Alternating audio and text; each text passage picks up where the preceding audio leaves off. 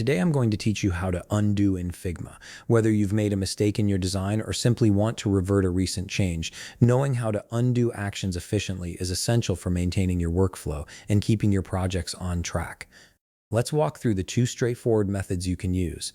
The first and most common way to undo an action in Figma is by using a keyboard shortcut.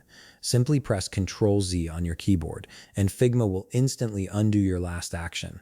This method is incredibly quick and intuitive, making it the go-to option for most designers who want to quickly step back through their recent changes without interrupting their creative flow. The beauty of this shortcut is its simplicity.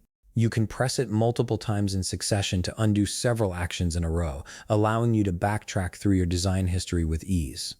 Now, if you prefer using menus or if the keyboard shortcut isn't working for some reason, there's a second method available. Look toward the top left corner of your Figma workspace where you'll see the Figma icon. Click on this icon to reveal a drop-down menu with various options. From this menu, select Edit.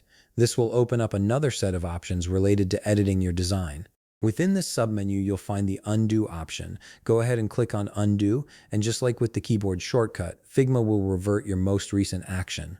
This menu-based approach is particularly useful if you're working on a device where keyboard shortcuts might not be as accessible, or if you simply prefer navigating through menus rather than memorizing shortcuts. Both methods achieve the same result, so you can choose whichever feels more comfortable or suits your current workflow.